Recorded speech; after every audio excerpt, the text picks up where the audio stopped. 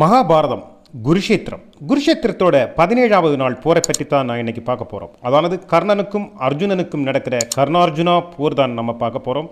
இதில் கிருஷ்ணனும் சல்லியனும் தேர்வொட்டிகளாக விளங்க இந்த போர் பயங்கர பிரம்மாண்டமாக நடக்கிறது. மகாபாரத கதையோட மிக முக்கியமான கட்டத்தில் உள்ள ஒரு கதை. அதில் உள்ள ஒரு சிறு பாகத்தை தான் நம்ம இன்னைக்கு தெளிவாக அதோட பக்கத்தில் போய் பார்க்க போகிறோம். பாருங்க.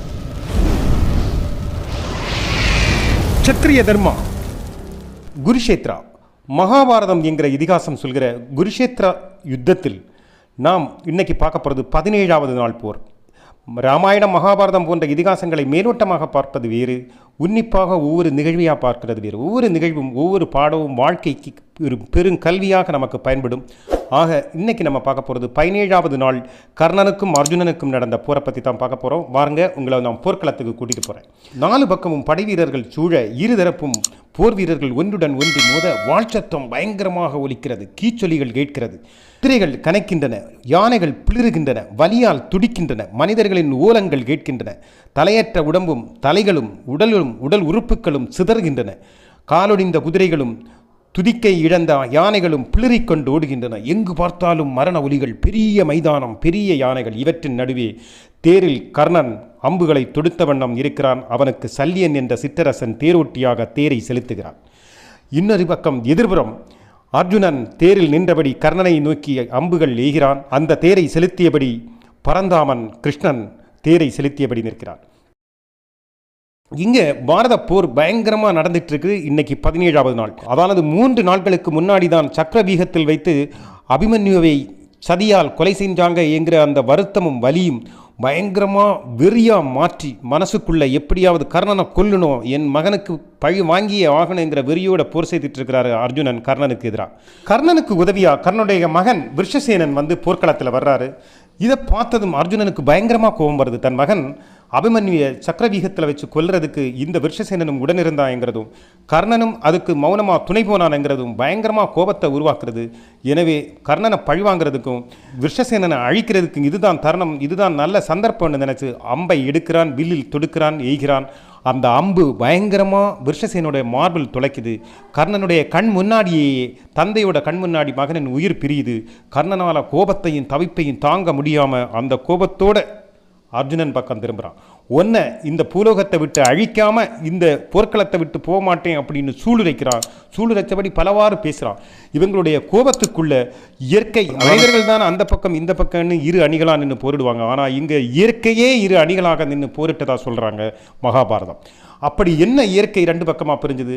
அதானது காண்டீபத்தை கையிலேந்தி போரிடக்கூடிய அர்ஜுனனுக்கு துணையாக யாரெல்லாம் நின்னாங்கன்னா விஷ்ணுவும் சிவனும் பிரம்மாவும் இந்திரனும் தேவர்களும் ரிஷிகளும் பிராமணர்களும் க்ஷத்ரியர்களும் பூமியும் தாவர உண்ணிகளான விலங்குகளும் பாலூரும் மரங்களும் பஞ்சபூதங்களில் ஆகாயத்தை தவிர்த்து மற்ற 4ம் யஜூர்வேதம், சாமவேதம், அதர்வண வேதம் என 3 வேதங்களும் திருசந்தியையும் உத்தம நாகங்களும் காண்டீபம் ஏற்றி நிற்கும் அர்ஜுனனுக்கு துணையாக நின்றார்கள் என்கிறது மகாபாரதம்.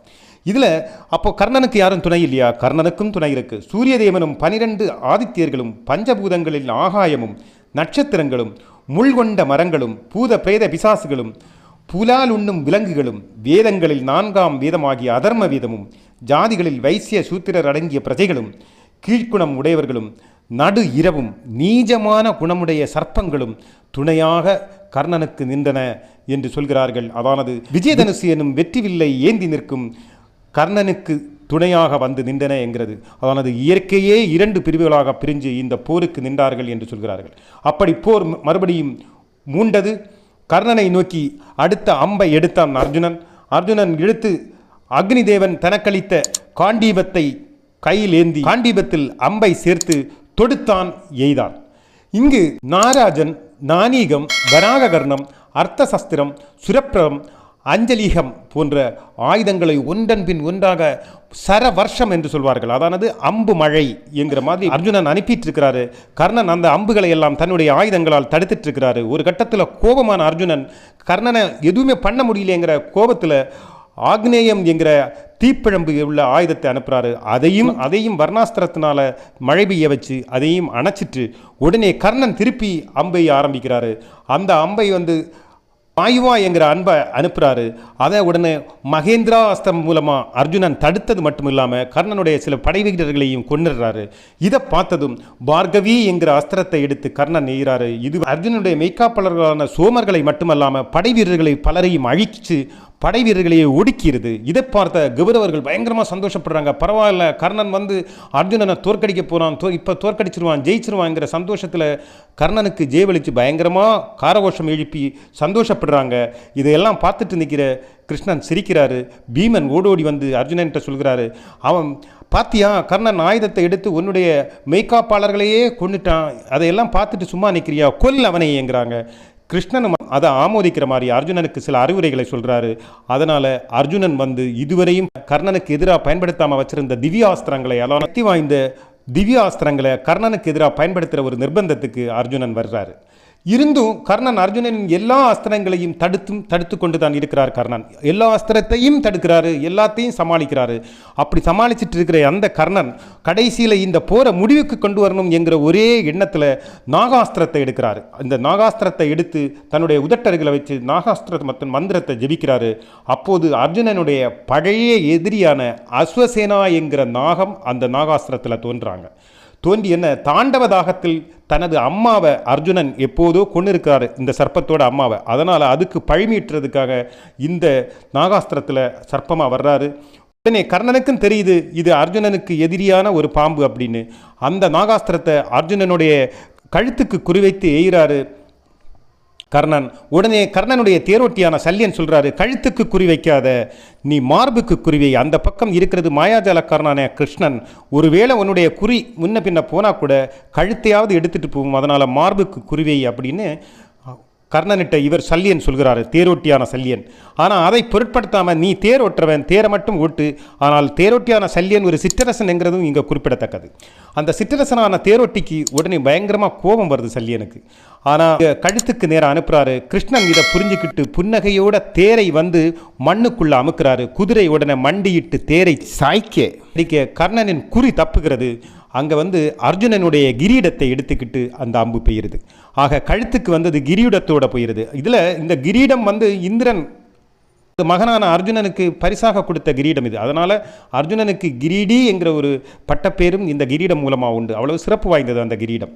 இப்போது அந்த கிரீடம் விழுந்த இடத்துலேருந்து அந்த நாகம் மறுபடி எந்திரிச்சு வந்து கர்ணனிட்ட கேட்குது, கிருஷ்ணனுடைய மாயாஜாலத்தால் என்னால் கொல்ல முடியல, நீ எனக்கு ஒரு தடவை கூட ஒரு வாய்ப்பை கொடு, அடுத்த நாகாஸ்திரத்தில் ஜெபிச்சு என்னுடைய அனுப்பி வை, நான் கட்டாயம் அர்ஜுனனை கொல்கிறேன் அப்படின்னு சொல்லிட்டு கேட்குறாப்புல. ஆனால் ஒருபோதும் கர்ணனால் அதை ஒத்துக்க முடியல. காரணம், போர் தொடங்குறதுக்கு முன்னாடி அவன் தாயான குந்தி தேவி கர்ணனை சந்தித்து கிருஷ்ணனுடைய திட்டப்படி நாகாஸ்திரத்தை ஒரு தடவை தான் நீ பயன்படுத்தணும், அதுக்கப்புறம் பயன்படுத்தக்கூடாதுன்னு ஒரு சத்திய வாக்கு வாங்கியிருப்பாங்க. அதனால் தாக்கி கொடுத்த சத்தியத்தின் மூலமாக மறுபடி நாகாஸ்திரத்தை பயன்படுத்த முடியாத ஒரு நிலைமை வந்துடும். இதுவும் கர்ணனுடைய தேரோட்டியான சல்யனுக்கு கடும் கோபத்தை கலப்போம். அதோடு சேர்ந்து உடனே அந்த நாகமான அஸ்வசேனா தானே ஒரு ஆயுதமாக மாறி அர்ஜுனனை தாக்குறதுக்காக முயற்சி பண்ணும்போது கிருஷ்ணர் அர்ஜுனனுக்கு காட்டி கொடுக்க அர்ஜுனன் 4 அம்புகளை ஒரே நேரத்தில் பூட்டி அதை தாக்க அது 6 துண்டுகளாக விழுந்து இறந்து போகிறது. இங்கே அந்த நேரத்தில் கர்ணன் வந்து பதட்டப்பட்டு நிற்கிறார். ஏன்னா நாகாஸ்திரத்தை இனி எய்ய முடியாது, இனி என்ன பண்ணுறது அப்படின்னு ஒரு திட்டம் வரும்போது அப்போதும் அர்ஜுனன் கர்ணனை கொல்றதுக்கு முயற்சி பண்ணவே இல்லை. அப்போ கிருஷ்ணன் சொல்கிறாரு, ஏன் அப்படி நிற்கிற, உனக்கு நியாய தர்மம் போர்க்களத்தில் என்ன, போர்க்களத்தில் எதிரியை கொல்லணும் அப்படிங்கிற மாதிரி பல அறிவுரைகளை சொல்லி கொல்ல சொல்கிறாரு. ஆனால் அந்த நேரத்துக்குள்ளே சுதாகரிச்சுக்கிட்டு நம்மளுடைய கர்ணன் மறுபடி பிரம்மாஸ்திரத்தை எடுத்து அர்ஜுனனை எதிர்கொள்கிறதுக்கு முயற்சி பண்ணி பிரம்மாஸ்திரத்தை எடுக்கிறாரு. அந்த நேரத்தில் அவருக்கு அந்த மந்திரமும் அதை பயன்படுத்துகிற முறையும் மறந்து போயிடுது. ஏன் மறந்து போயிடுதுன்னா, கர்ணன் தனது ஆயுத வித்தைகளை எல்லாம் கற்றுக்கிட்டது சத்திரியனையே பிடிக்காத பரசுராமர்கிட்ட தான். பரசுராமருக்கு சத்திரியர்கள்னு பிடிக்காதுங்கிறத தெரிஞ்சுக்கிட்டு பிராமணன் பொய் சொல்லித்தான் கர்ணன் எல்லாத்தையும் கற்றுக்கிடுவார். ஆனால் ஒரு கட்டத்தில் கர்ணன் சத்திரியன் தான் என்கிற தெரிஞ்சுக்கிட்ட பரசுராமர், நீ எங்கிட்ட கற்றுக்கிட்ட வித்தைகள் எல்லாம் உனக்கு தேவையான நேரத்தில் ஆபத்தான நேரத்தில் அது பயன்படாமல் போகட்டும், உனக்கெல்லாம் மறந்து போகட்டும் அப்படின்னு அவர் ஒரு சாபம் கொடுத்துருப்பார்.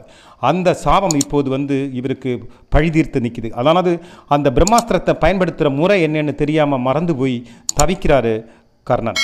இந்த நேரத்தில் சல்யனுக்கு நாகாஸ்திரமும் ஒழுங்காக நான் சொன்ன மாதிரி குறிப்பாத்து அனுப்பலை, 2வது நாகாஸ்திரத்தையும் அனுப்புகிற தகுதி இல்லை.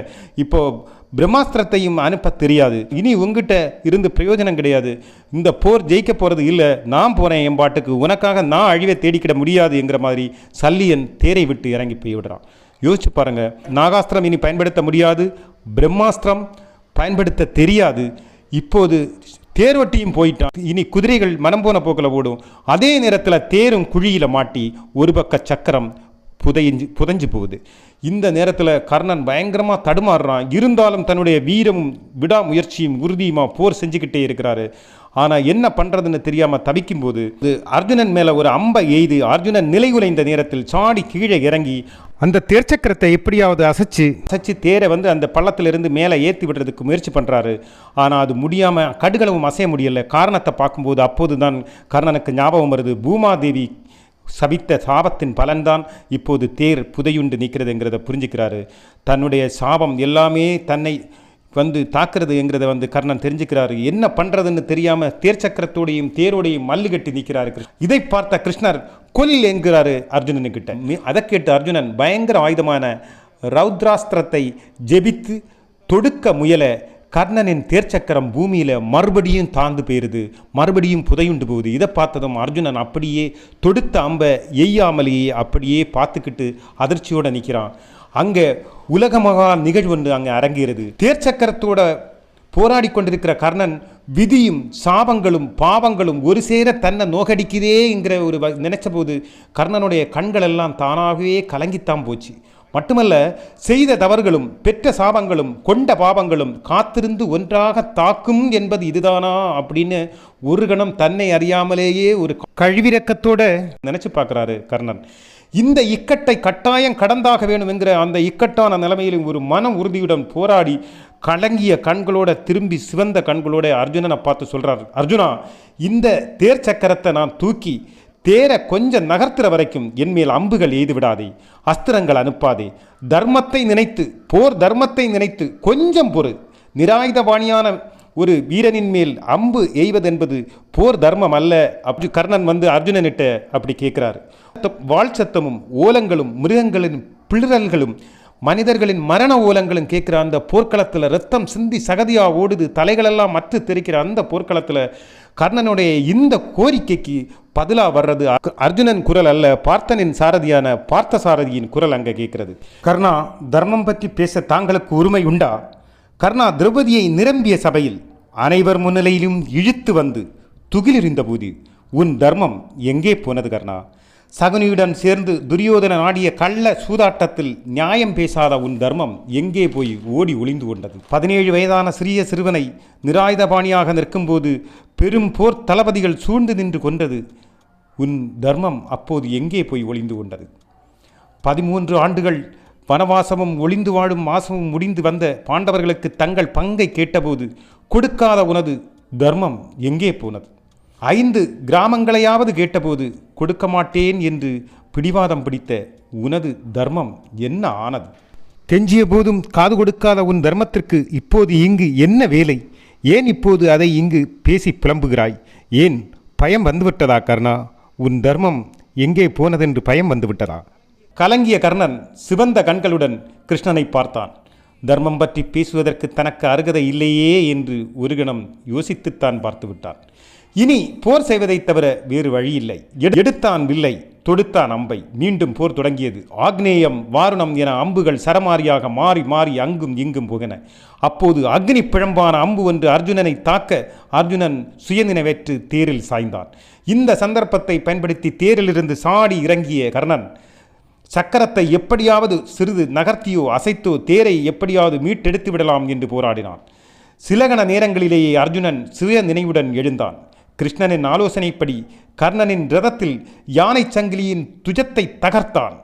அர்ஜுனன் ஆயுதத்தால் தகர்த்தபோது தேர் சிதையுண்டுதான் போனது. மேலும் மேலும் அம்புகள் கர்ணனின் மீதும் தரைத்தது. ஆனால் சென்று கொண்டிருந்த அம்புகள் யாவும் மாலையாக கர்ணனின் மேல் விழுவதைக் கண்ட கிருஷ்ணனுக்கு புரிந்தது, தர்மதேவதை காவல் காக்கிறாள் கர்ணனை என்று. தர்மம் தலைகாக்கும் என்பது இதுதான் என்பதை போன்று கர்ணனை காத்து நின்றது தர்மதேவதை. புரிந்து கொண்ட கிருஷ்ணன் தள்ளாடும் அந்தணனாய் அவதாரமுற்று சென்று புண்ணியத்தை அனைத்தையும் தர்மமாக தானமாகத்தா என்று கேட்கிறார் கர்ணனிடம். கிருஷ்ணர்தான் வந்திருக்கிறார் என்பதை அறிந்தும் இதில் சூழ்ச்சியிருக்க கூடும் என்பதையும் உணர்ந்தும் பொருளென்று ஏதுமற்ற நேரத்திலும் மார்பில் குத்திய அம்பை பிழுது இரத்தத்தை புனித நீராக கருதி தாரை வார்த்து கொடுக்கிறான். தான் செய்த புண்ணியம் அனைத்தையும் கிருஷ்ணனுக்கு தாரை வார்த்து கொடுக்கிறார். அதற்கு பிரதிபலனாக கிருஷ்ணர் தனது விஸ்வரூபத்தை காட்டுகிறார். கர்ணனுக்கு விஸ்வரூபத்தை காட்டியதோடு ஆசியும் ஆசிர்வாதங்களும் வழங்கி அங்கிருந்து வந்து அர்ஜுனனுடன் சொல்கிறார், கொல் அவனை என்கிறார். அர்ஜுனனும் வஜ்ரம் போல பளபளப்பும் யமகண்டம் போல பயங்கரமானதுமான நாராயணம் போல மிக கூர்மையானதும் பயங்கரமானதுமான அஞ்சலீகம் எனும் அந்த ஆயுதத்தை எடுத்து வில்லில் பூட்டி மனதை ஒருநிலைப்படுத்தி உச்சரிக்க துவங்கினான்.